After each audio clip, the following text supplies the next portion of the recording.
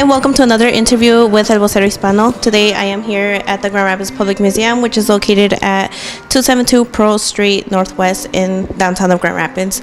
I am right inside of an exhibit that the Grand Rapids Public Museum has just began this year. It's called A Celebration of Souls. So I have here Sarah Olson, who is marketing manager of the Public Museum. Thank you so much for inviting us and letting us let the community know a little bit more about what they can expect here. Yeah, absolutely. Thank you so much for coming out. Can you tell us a little bit more about what people can expect when they visit you guys for this specific exhibit? Yeah, so this exhibit comes to us from Chicago, and actually what's really great about this exhibit that I really love is that it's part like art gallery and it's part display, and it's really wonderful because we have two community partners who have made ofrendas honoring their ancestors or people who are important to them, and right behind you. Hi, welcome to another interview with Vocero Hispano. Today I am here at the Grand Rapids Public Museum, which is located at 272 Pearl Street Northwest in downtown of Grand Rapids. I am right inside of an exhibit that the Grand Rapids Public Museum has just began this year. It's called A Celebration of Souls. So I have here Sarah Olson, who is marketing manager of the Public Museum. Thank you so much for inviting us and letting us let the community know a little bit more about what they can expect here. Yeah, absolutely. Thank you so much for coming out. Can you tell us a little bit more about what people can expect when they visit you guys for this specific exhibit?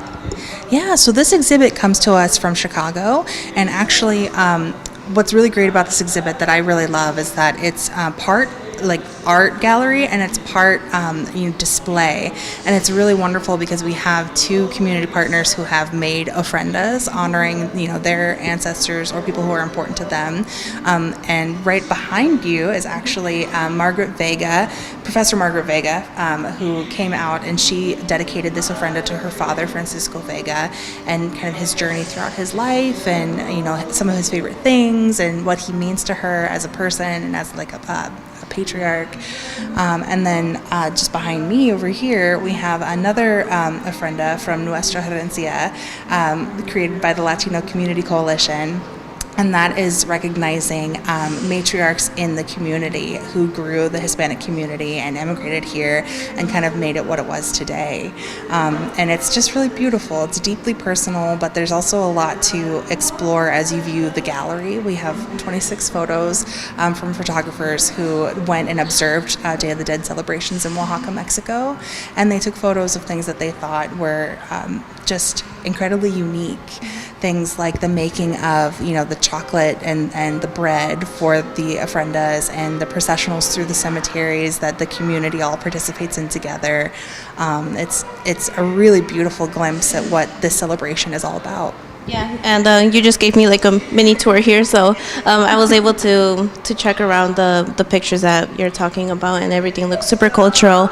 There's music in the background, just making it a little bit more cultural. You can see ofrendas like this one right here that she mentioned of Francisco Vega, and yeah, there's a lot of cultural things here.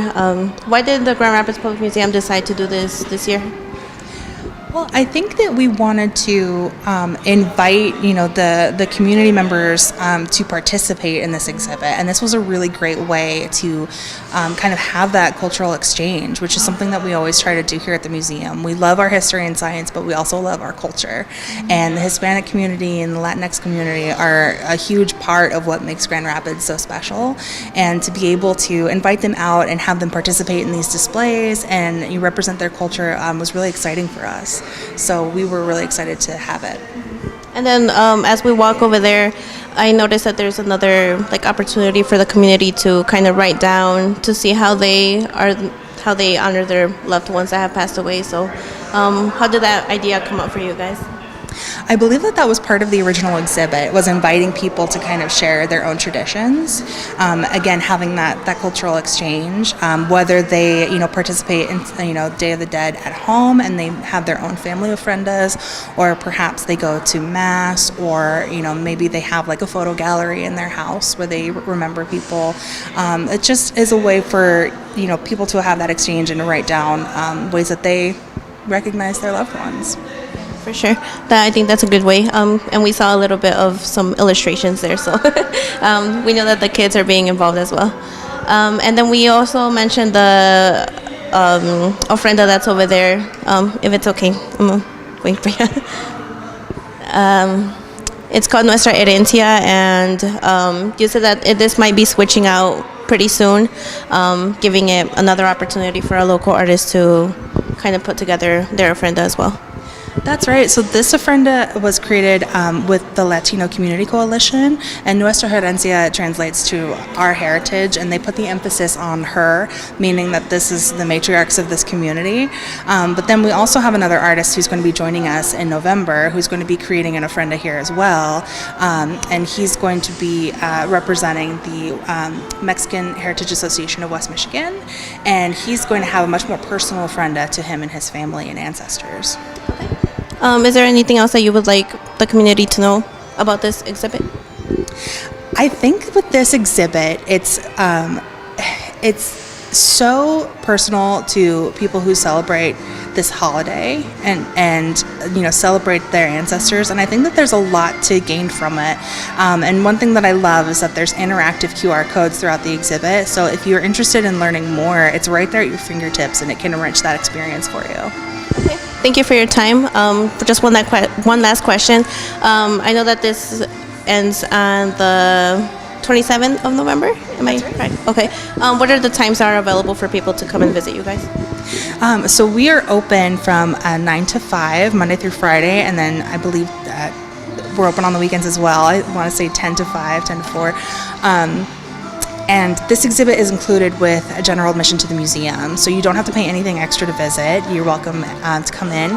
Kent County kids 17 and under are free, and there's discounted admission for Kent County adults. And it's great. It's going to be with us until November 27th, which means it'll be open for the Day of the Dead celebrations. So if you wanted to make this part of your celebration at home, you're more than welcome. Come out and see us. Okay. Are you guys planning on bringing this exhibit back maybe next year for around the same time, or you're not sure yet? I think that would be exciting, but since it is a traveling exhibit, I believe it's going to be moving on to a new museum. So, okay. Thank you so much for your time, and thank you for giving us a mini tour here. For those that are interested in visiting A Day of the Celebration or the Celebration of the Souls exhibit here at the Grand Rapids Public Museum, they are located at 272 Pearl Street Northwest, and you are able to listen to music, visit a little bit more about the culture of what Day of the Dead means, and just get to know a little bit more about some of the people that have lived here in West Michigan, like we see here behind me. Like she mentioned, the admission tickets are available. You can visit the hours and times at grpm.org, and you only have to buy the one general admission ticket to come here to this exhibit. As I mentioned, any questions,